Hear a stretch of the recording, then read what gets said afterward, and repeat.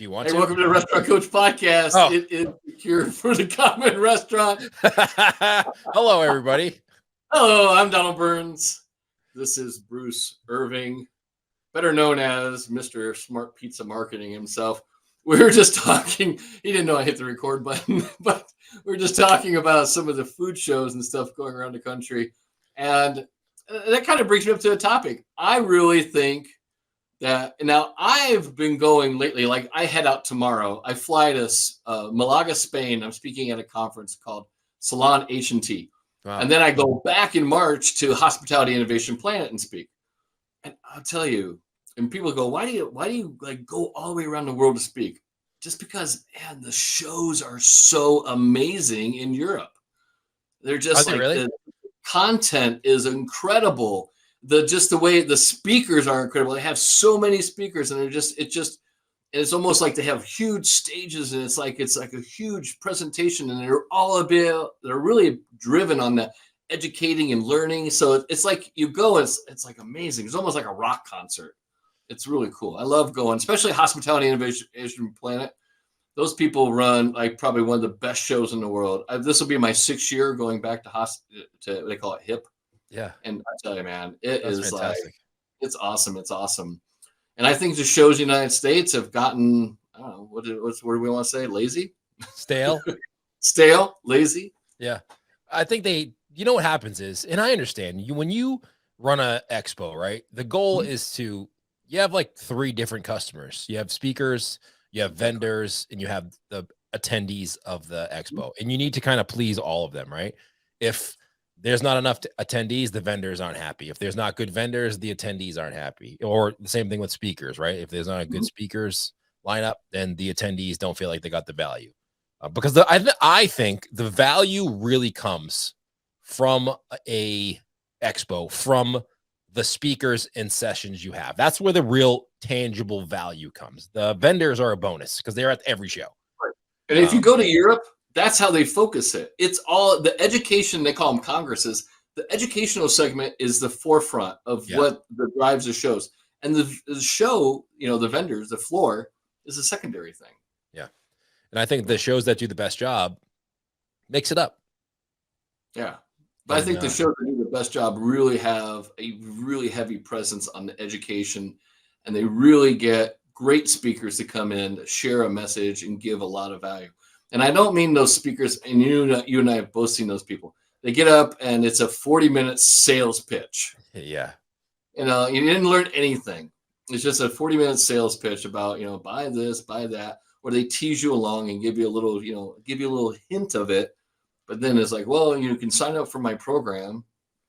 Yeah. Right. Yeah. That's bullshit. That's not what you want to do. I've spoken now, this is like 7 years I've been speaking on stages. I don't sell from the stage. I throw up my contact information. If you want to talk to me, reach out to me. If you do a good job of teaching something, you don't need to, because the people are going to follow you. And if they follow you, if they need help, they'll eventually reach out to you for what you do, because you've clearly explained what you do and how you can help somebody. And most of the time, the people that hire you just don't want to do it themselves. They know what to do and what they need to do. They just don't want to do it, or they need to have somebody help them do it. Oh, yeah. I mean, it's like social media. I mean, you can go on and find enough YouTube channel videos to actually tell you how to do it. But do you really want to sit there and like figure it all out? Or it's just sometimes just easier to hire someone else, like hire your company to come in and just, hey, man, Bruce, I want you guys to handle it. Yeah. Or just join a group, right? Even if you are like, maybe you don't have enough funds and you're a new business, or your business isn't, you're in the early stages of growing your company and you don't have the funds to hire a company, and you just need ideas and accountability. I think if you have ideas and accountability, you'll be fine, because the number one thing when it comes to marketing is consistency. If you're consistent with it, quality will come. But if you are thinking, oh man, this post isn't good enough, so I'm not going to post anything, no post is ever going to be good enough, because you're never going to be consistent enough with it, regardless of the quality. So speaking of, like, you think, like, what are the biggest kind of, I would say, bad habits or the bad traits of a really bad social media account? Number one, you said is consistency. Yeah, I think they're not consistent enough. I think that, in my opinion, if you need to post every day, and you need to not think about the quality in the beginning. You need to think about, all right, my goal is to post one thing every single day for a 30 or 45, a 60-day period. And then at the end of that, go back and take just like every Sunday, you do like an accountability of your week. What went well? What didn't do well? Do the same thing with your social. All right, I stuck to one platform. I posted for 30 days. Go back to those 30 posts and be like, all right, which ones performed well? And you'll definitely start to see a pattern. Was it the time of day? Was it the type of post? Was it the hashtags that I used? Was it the lighting? You'll start to see a pattern of the post that did well. And by well, I don't mean like exploded. It could just be like it got the most engagement, it got the most likes. And then all right, my next 30 days, I'm going to do all posts like this. And if it works like that, then you start to see what works and what doesn't. And that's how you learn. And being consistent over time, you do more of what works and less of what doesn't. Exactly. And you'll get to learn, like as you do more, like anything, if you do anything for 30 or 60 days, by the 60th day, you're going to be much better at it than the first day. So let's go to, I want to hash this out. And you and I go back and forth on this.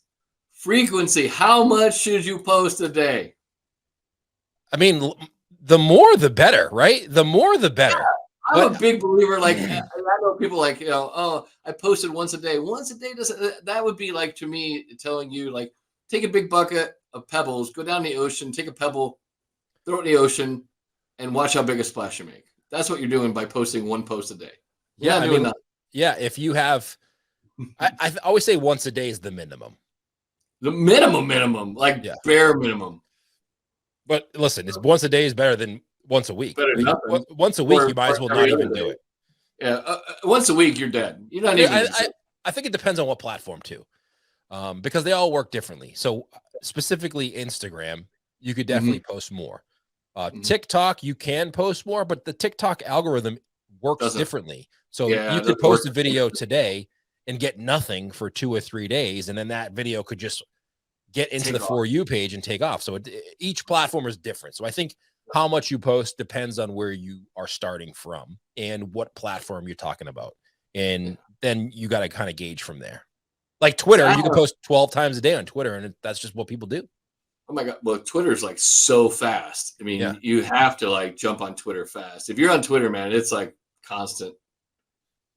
I've been doing a lot of tests on Instagram. Like I've done tests, and I think it depends on where your account is.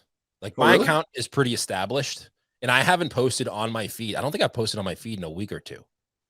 I've been doing this test where I'm more diving into stories, and I see that I've been posting more stories on Instagram and less feed. So my account isn't necessarily growing.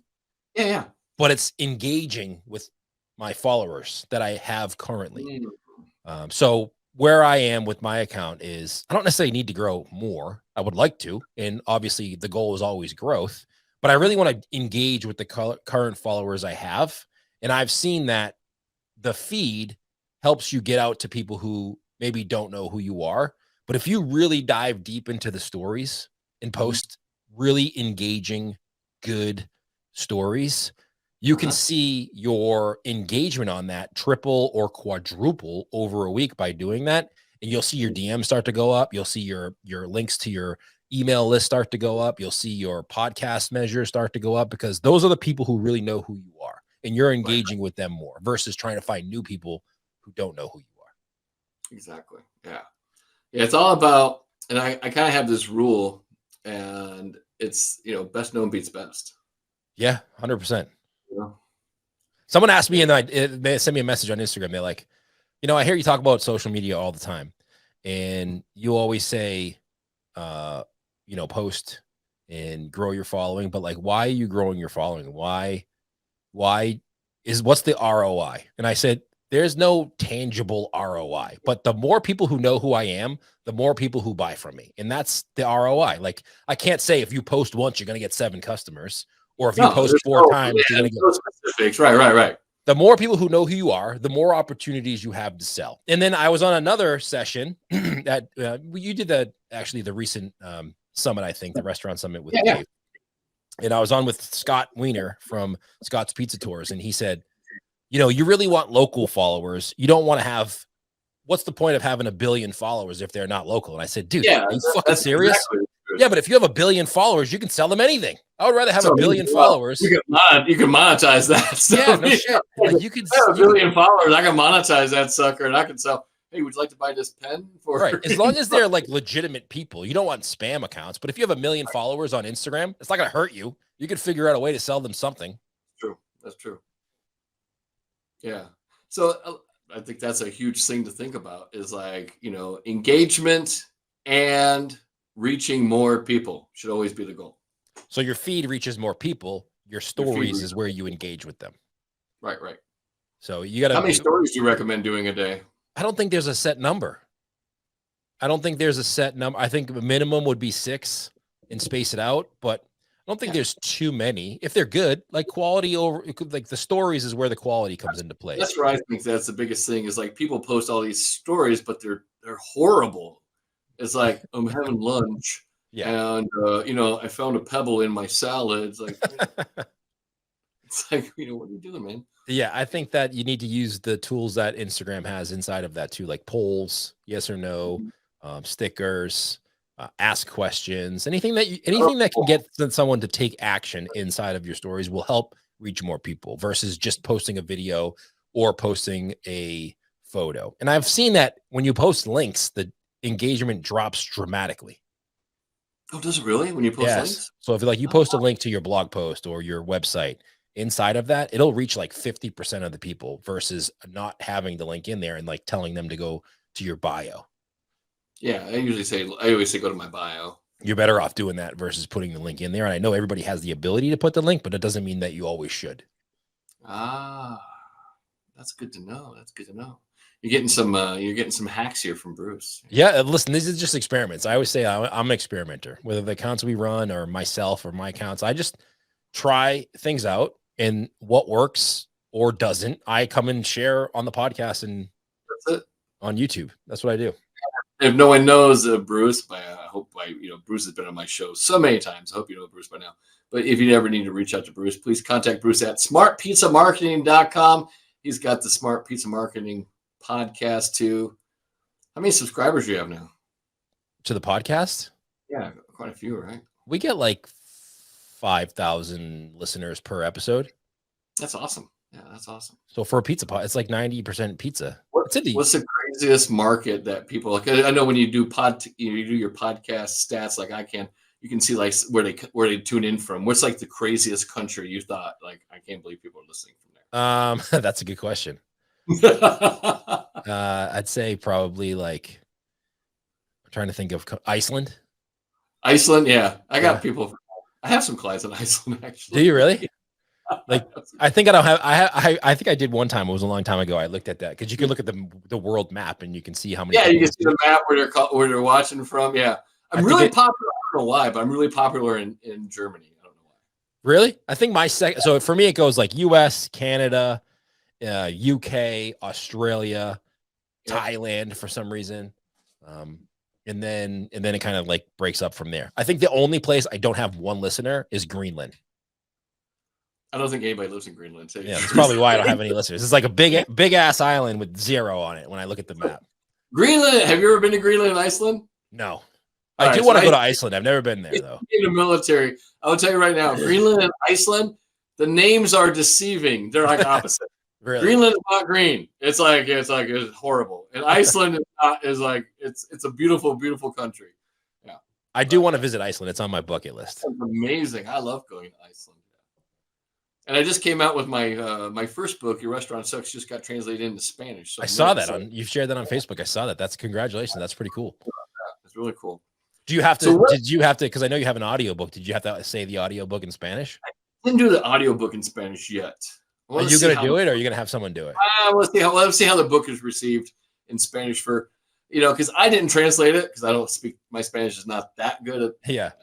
I have like kitchen Spanish, broken kitchen Spanish. Right. I tell you how to like move around the kitchen. I can yell at you in Spanish in the kitchen, and I can talk really bad about your sister, which will get me in trouble. My translation, I had to hire someone to translate it. So I've sent it out to quite a few people to get some feedback about how's the translation quality. Now, if the translation quality comes back and they say, "Oh, it's really good, I like it," then I'll find a speaker and I'll have someone translate. I'll have someone do the audiobook in Spanish. But There you go. right now, I'm just working on doing almost the same way I did the books. I'll do the books first, see how they're received, and then I'll do the audiobook. And then my third book is out there now too. Is Your Restaurant Culture Sucks. So Yeah, I saw that one. That was probably pretty popular. that one's actually been selling like crazy, and that's the third book to the Your Restaurant Sucks trilogy, I call it. That's awesome. Done with the Sucks series. I'm moving on to a different topic now. I gotta have some new stuff. I just can't keep playing this thing. So let's talk about some social media. Like, what do you think is like anything new on the horizon that you think is like going to be the up and coming thing?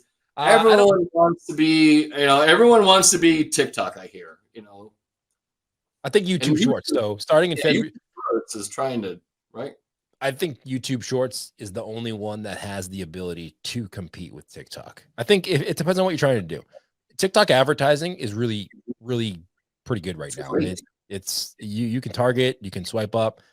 There's not as many holdbacks when it comes to like the privacy issue or the demographics that you're allowed to use, because they just let you target anybody. Yeah. They don't care. So if you're spending money on ads, I say TikTok. But if you are a creator, or a lot of this content creation comes back to business owners are busy and they don't see the value in it, right? And they want to monetize with sales, which is what we all want to do. But there's also other ways to monetize, whether that be selling stuff, merch, other things that you could do, consulting, or partner with these programs for ad revenue. And starting February 1st, which was 2 days ago, as of recording this podcast, YouTube started to allow you to monetize YouTube Shorts and get ad revenue on the views of those YouTube Shorts. Now, there is some criteria in order to be able to be part of the YouTube partner program. Number of views, right? Or followers? Yeah, for YouTube Shorts, I think it's like 1 million views in a 90-day period and 1,000 subscribers. And if you don't, if you already have a YouTube channel, all you need is, I think it's 1,000 subscribers and 4,000 hours of watch time for regular long form video. So in order to do that, it doesn't take that much. But once you're in there, you can monetize your regular videos with ads. You can monetize your YouTube Shorts, and you're not going to make $1 million, but at least it's like paying for the content creation itself if they're good, especially where, a lot of your listeners are restaurant owners, and food videos do really well on TikTok and Instagram Reels and on YouTube Shorts. So you can make educational food videos. Hint, hint. Yeah. Yeah. Show people real fast. There's a guy out there on Instagram, that Chef Jonathan thing. He does like killer videos all the time. What does he do? He does it's like the quick cuts. Like he's like, doing a dish and it's like, oh yeah. So like you hear like, it's like slams on the counter and then it just cuts on the counter and then the bowl. And then he's throwing the stuff in the bowl and then mixing it up. And then you hear the pan sizzle. And then he's like making the noises. Yeah.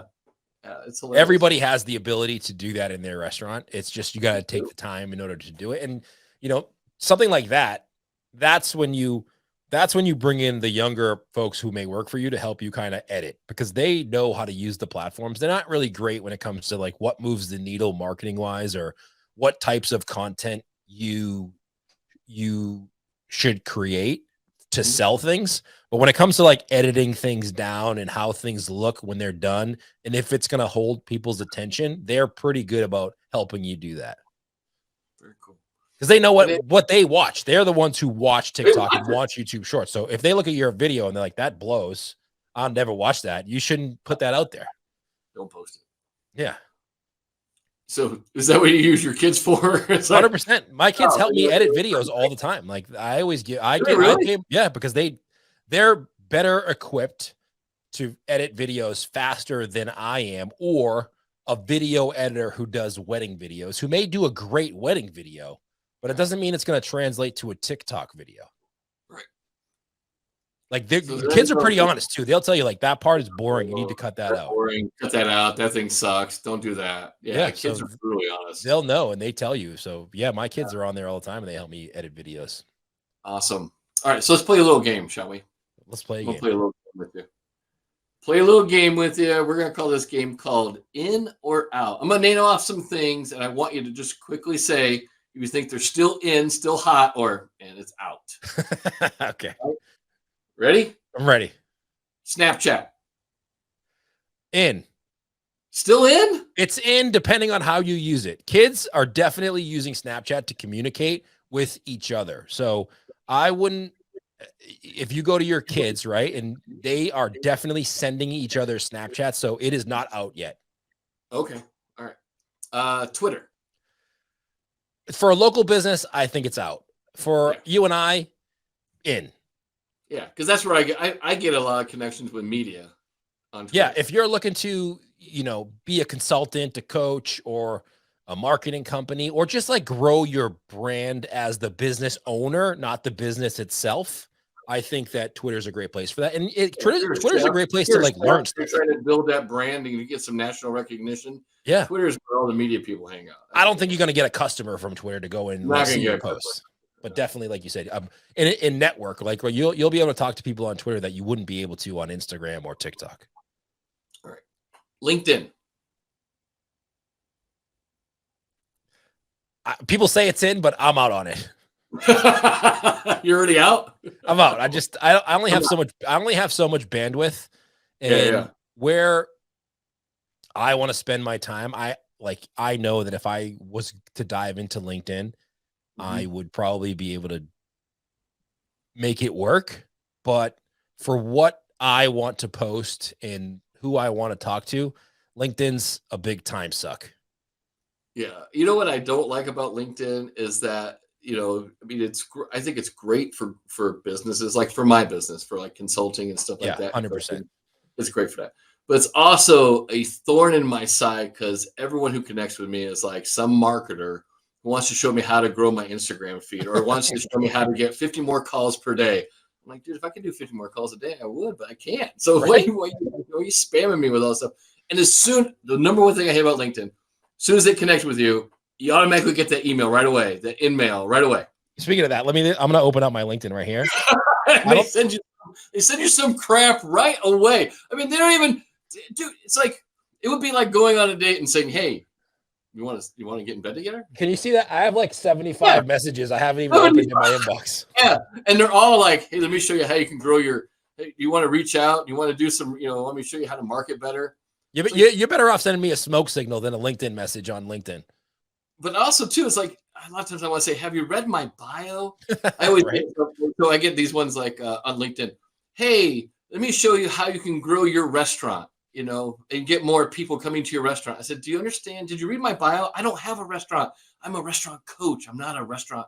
I don't have a restaurant right now. Yeah. I would say I invest in restaurants. Yeah.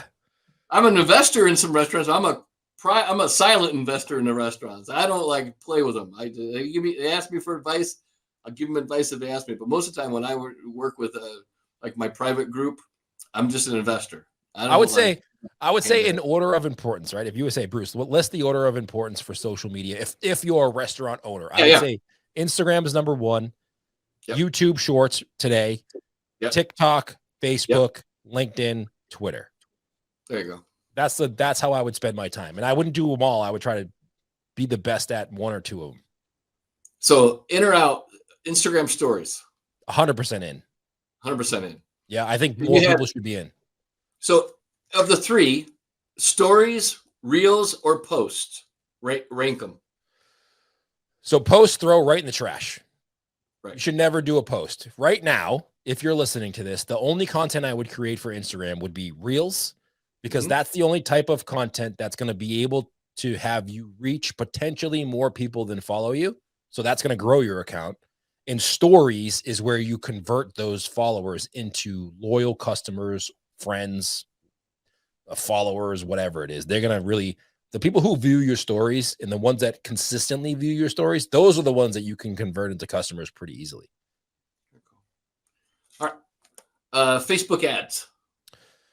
Out. I'm out on Facebook ads because I think TikTok ads are better. I think TikTok is better. So Google ads. I think, I haven't messed around too much with Google ads. I think there's a difference. When you run a Google ad, they're more intent-based searches. if someone goes to Google, they already have their mind made on something. They're just trying to find an answer to that. And I think Chat GPT is going to mess with that. Yeah, we'll talk about that in a minute. And when it comes to social media ads, you're dumping your content in somebody's face that didn't necessarily ask for it. Right. So it depends on what you want. If there's somebody in your area who outranks you on Google and you want to top them, Google Ads might be the place for that. But if you're just looking for the brand awareness and to get as many people to know who you are, then that's maybe where social media ads come into play, because you're getting placed for money in people's feeds who didn't ask for that. Yeah, and that's a critical thing to mention to people, is that I think nowadays you almost have to pay to play. If you want some awareness, you got to put a little money behind advertising. I don't think there's really much in organic anymore. Do you think there's much? Not for as many, not for, I'd say out of 100 people, 2 people are probably good enough to really win the organic game. Yeah. 98 others are going to have to pay for it. Yeah, but paid advertising doesn't have to be super expensive too. No, You can just not do at like all. $5 a day. I mean, you can do a really. I have some awareness campaigns out there, and I run 7 sets of ads, right? And I put $5 behind them each day.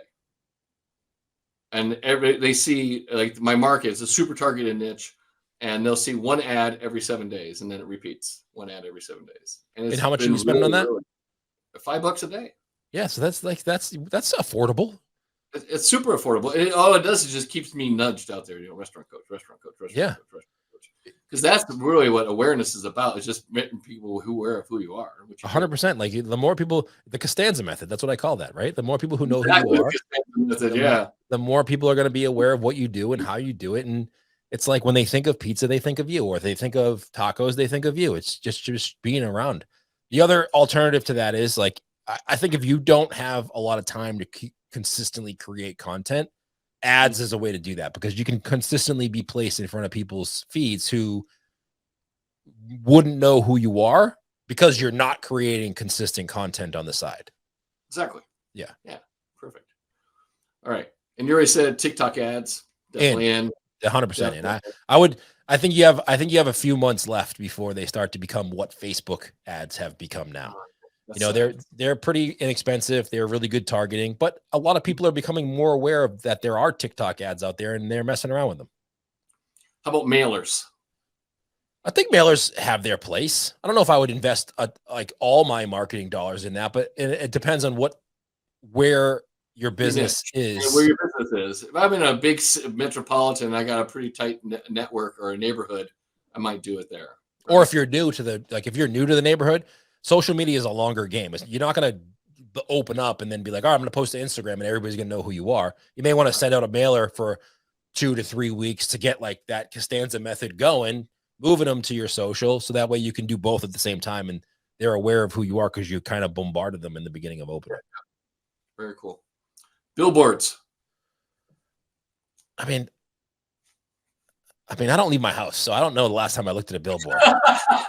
What was the last? I mean, even if you remember a billboard, what was the last time a real memorable billboard? I drive a lot, and I tell you, I couldn't remember the billboards. The only billboards that I recall right now are, I don't know if you've ever been in the Northeast area, like you've driven from New York, Boston to Florida. When you hit like North Carolina, there's these billboards for this place called Over the Border or On the Border in I think it's in Georgia or South Carolina. It's like this big, huge thing. And like they have billboards from like 700 miles away leading up to the place, all 700 miles. And that's the only ones I have ever remembered. I don't like when I'm either driving and I'm paying attention to the road, or you're the passenger and you're looking at your phone. That's the only time when you're a passenger. I usually don't pay attention when I'm driving. I don't look at billboards, so I wouldn't waste my money on that. I think the only one that I ever really remember is like Chick-fil-A used to do some really crazy ones, like, cows hanging off them, like really, but super expensive ones, like 3D, like things hanging off them. And I would remember those things, but I couldn't tell you what the message was. And like even if you spend thousands of dollars on that, you could be so much better off creating videos that could reach far more people in a better way, right? Like even if that billboard says 10,000 people drive by this billboard every day, it doesn't mean 10,000 people looked at it, but you could create one video and place it in the feed of their TikTok or Instagram account that they'll at least see a couple seconds of. There you go. How many miles do you usually recommend when people are doing ads? How many miles do you recommend they do it from their place? Yeah, I usually say, because I deal with a lot of pizza restaurants, so usually it's like 4 to 7 miles out of their restaurant is usually like the spot where you could either deliver to them or they could come to you. There you go. It would depend on your concept too, I guess. If you didn't have, or if you're like in New York City, it may not even be a mile because 7 miles is huge. Yeah, because it's so condensed there. So it depends on really where you're located, but anywhere from 1 to 7 miles is the max. All right, this one is a touchy one for me. I want to ask you what you feel. Car flyers. I mean, I don't want to offend anybody. Flyers on your car. I don't like them. I hate them. Yeah. Oh my God, I hate that they just like, and then they put them in your windshield, and then if they're really small, you don't even notice till you're halfway down the road, and you're like, "What the hell's that?" Yeah. It's like, oh my God. Car windshield flyers remind me of desperation. Like I feel like whoever put that flyer in my windshield, that business is desperate for business. Or you know what it reminds me of? It's like there's a Planet Fitness I go to sometimes, and there's like they have a church right around the corner. And every time I come out of Planet Fitness, there's some kind of thing in the door about, getting saved. And the church always has something in the door. They're just trying to what are you trying to send me a signal? They're trying to that fucking church is desperate for business. They're fucking desperate for fucking people. Yeah. They're trying to get me. But I was like, do they know something I don't know about me? I didn't even talk to somebody. I think door hangers is different, right? Like door hangers is a different kind of marketing that's similar to the car flyer, but different, right? Like you're hitting people where they live versus random. You don't know where that car's from. Maybe that person lives 40 miles away and just happens to be in that door hangers if I had like if I had an apartment complex where I could really blast in that thing. Or like I live in an area, it's suburbs, but the houses are pretty close together. So you could hit 100 houses in 10, 15 minutes because they're kind of close together. Right. Food trucks. I think food trucks are cool. I like them. And I think I love food trucks. And I think the 2020 taught us that you want to be able to be nimble. And there's a lot of people who are starting businesses with, in my industry, which is the pizza industry. I know you're more restaurants and like you do pizzas and everything, but I kind of just do pizza. And there's a lot of people who started businesses with like 2 Gosney or Uni ovens and a pop-up. And like, that's how they started their business. Then they grew to a food truck and then they turned that food truck into a brick and mortar. And it's like, it's the bootstrapping way to start a business or a restaurant without having to invest all of your money into a brick and mortar right in the beginning. And people ask me all the time, if I had to start over, how would I start? I said, I would either start with a food truck or a food hall. Yeah. And get proof of concept. And then I would expand to a brick and mortar. I wouldn't invest in doing a brick and mortar till I already had proof of concept with a food hall, either in a food hall or a food truck. You could make, like, I always think about that. Worst case scenario for me, like if Smart Pizza Marketing fucking shits the bed, right? Nobody listens. I get canceled. Something happens. And I can't do anything. By yourself? Yeah. I can't do anything anymore, right? I could take my 2 mobile ovens, get a pop-up tent, get a permit, and go have a pop-up, and I know how to market to get pizza. Like I could probably make a couple $100 a day selling pizza right out of those 2 pop-up things with very little out of my pocket cost. Yeah, it'd be super easy. And it might be fun. I might do that as an experiment. You should know what? You know what you should do? You should do it on the road. You should do a road trip from Boston to Florida and then do pop-ups along the way and just pay for the trip. And pay for the trip and document it too. That'd be a good idea. That'd be kind of fun. That would be fun. That would be kind of fun. Actually, if you do it, I'll go with you, man. We'll do it. We'll tandem up together. I'll throw down some pizzas with you, man. I can throw some. That would be fun. Now that you say that, that might be a good fun experiment. That'd be fun. Yeah, it'd be fun. That'd be really fun to do. Yeah. All right. Email. And I think email's way underrated. Way underrated. And the problem is though that a lot of people don't know what to email, which is a big problem, and they end up emailing the same thing that everybody else emails, and it doesn't work. And then they're like, and everybody has a point of sale. So every time I talk to someone, they say, "Oh, I have 7,000 emails." I'm like, "All right, when's the last time you sent an email?" "Oh, I've never sent an email." What the hell are you gathering all these emails for?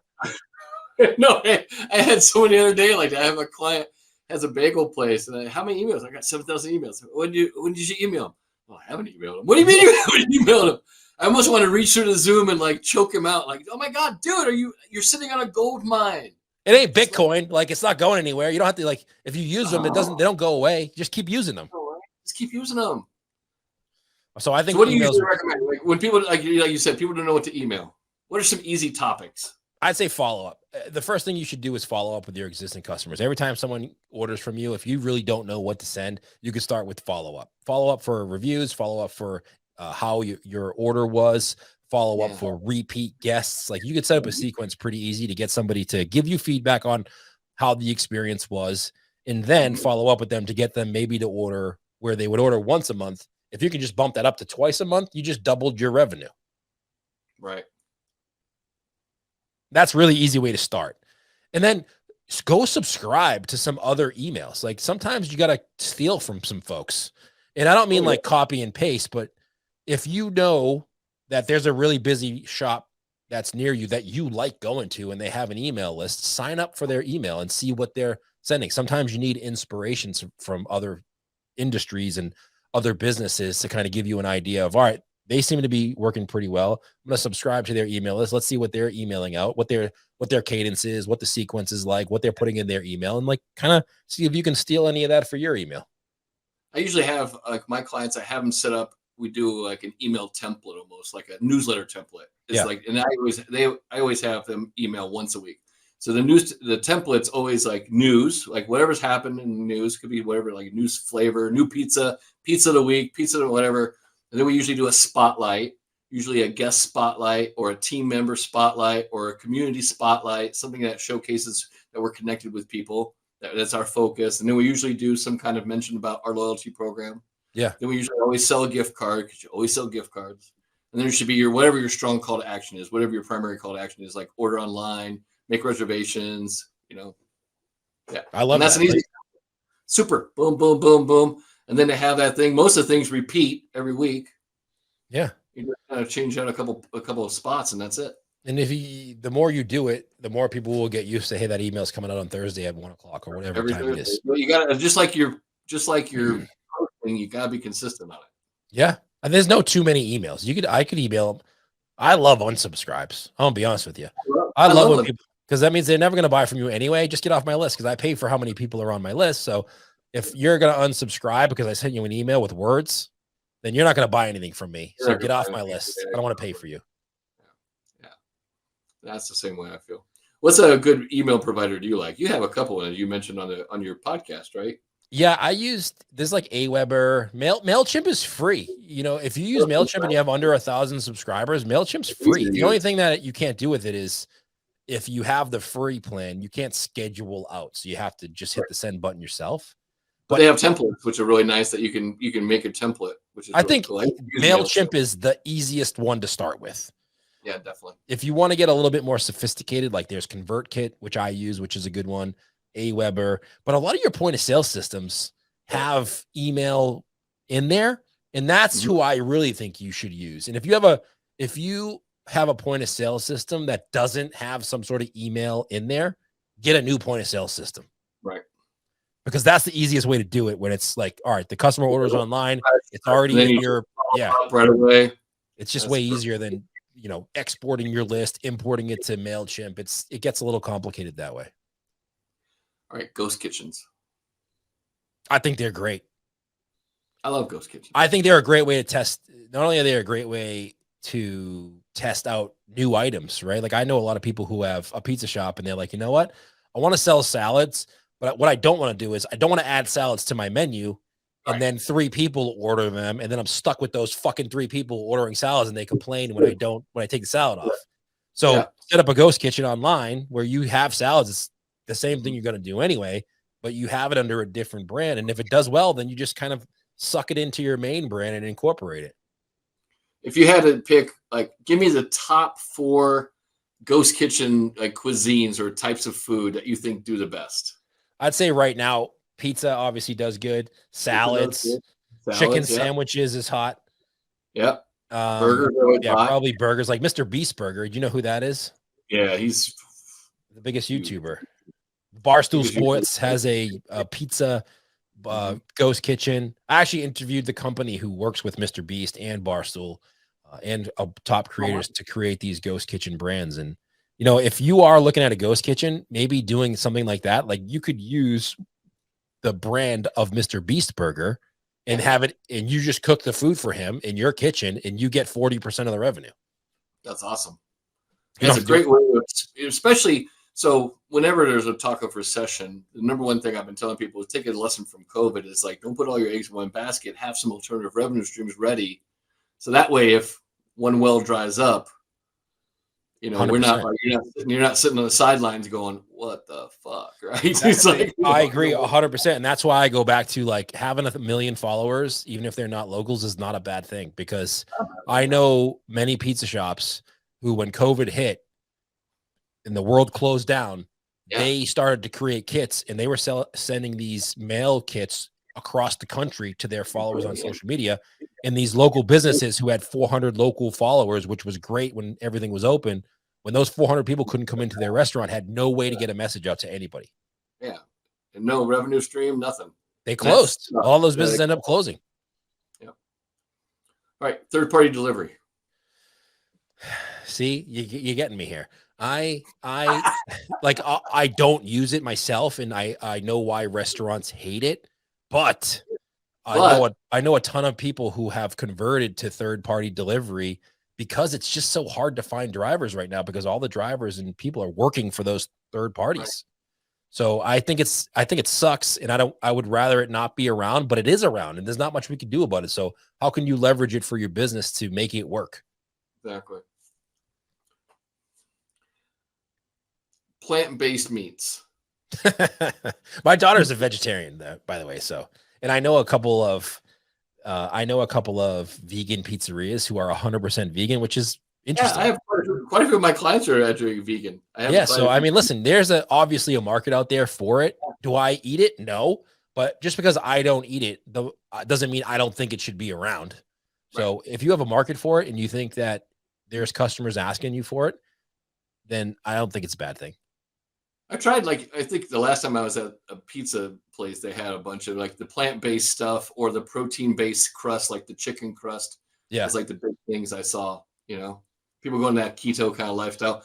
Healthy lifestyle is I don't think it's ever going to go away. They just kind of repackage it. Yeah. You know, first like paleo, then you go to keto, now it's plant-based. Now, you know, it just changes shape, but yeah, and it's gonna healthy. This time of year, everyone's always looking into getting in shape. You know, first of the year, New Year's resolutions. Like vegan's not new. It's been around forever. It's just like it's more. It gets more mainstream. People talk about it. Yeah, people just talk about it more now. Yeah, definitely. All right, how about buffets? I don't think buffets gross me out now. Buffets gross me out. They do. After COVID, something happened in my brain where I don't like anybody touching my food or being around open containers. I went to Whole Foods the other day, and they were bringing back the samples, and I'm like, you couldn't pay me enough money to eat a sample out of that now. Oh, I know. You know, I'm not a huge fan of the buffets. Like, I go to Whole Foods a lot because I like the ingredients there. And I usually because I usually get fresh seafood. I like to get some fresh seafood and cook fresh seafood for Stacy and I. Yeah. And but man, I'll just I'm walking through. I'll swing by the hot buffet just to see what it is. It always looks just like disgusting. Like no. You know what? And you know what? People are kind of gross. I'm not gonna lie. You're like, if you go to the gym, go to the gym and sit right outside the bathroom, not in a creepy way, but the amount of people who go to the gym and don't wash their hands after is enormous. Let's reemphasize right there.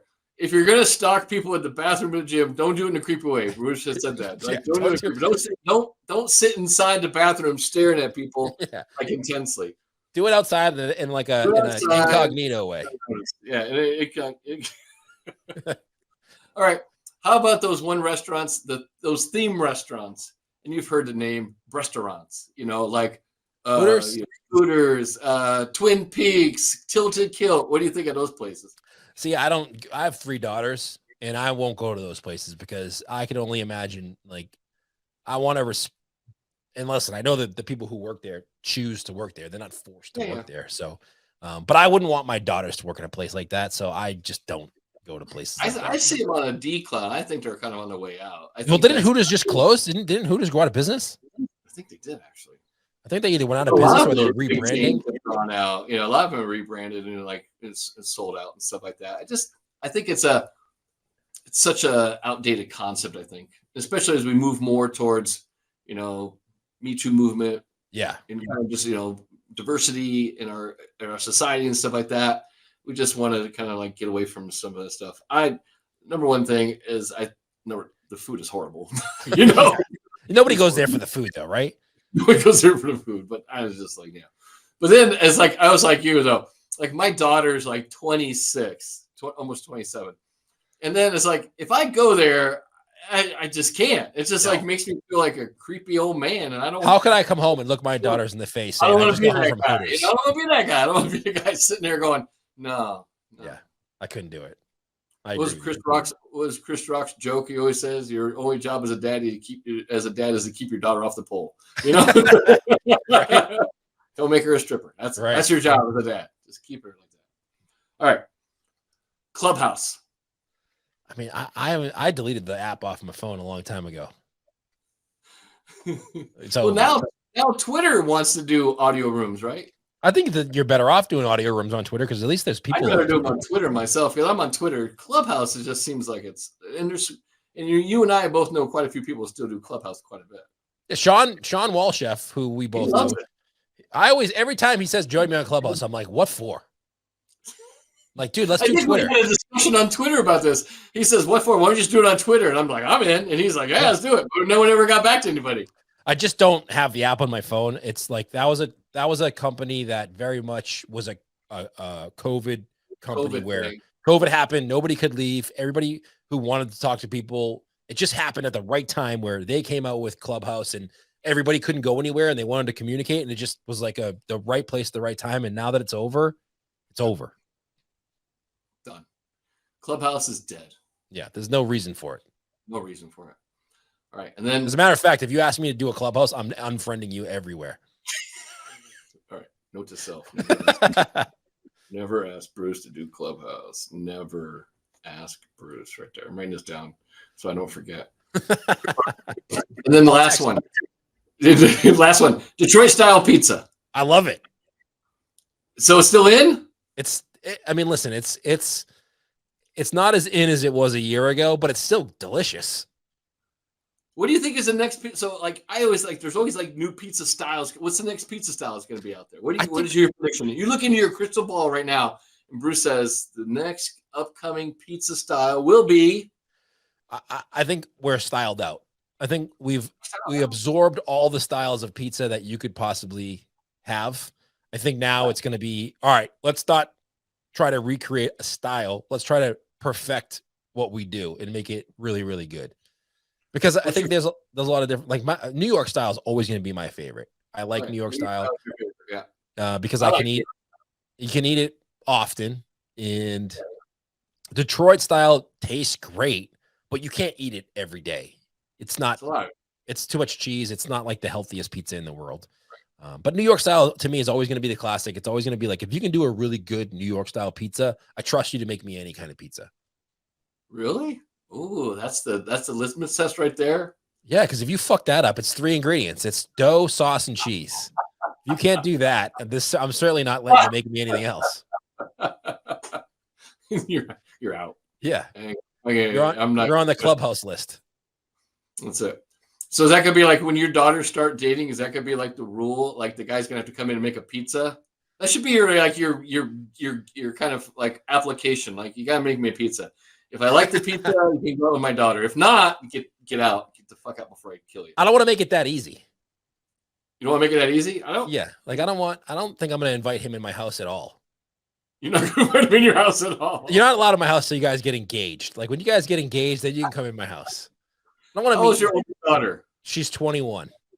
21. See? She's dating. You know what it is? I have like nieces that are older. So all my nieces are between the ages of 29 and 22, right? And they all had boyfriends. And I get exhausted trying to get to know all these new people. I was like, come on.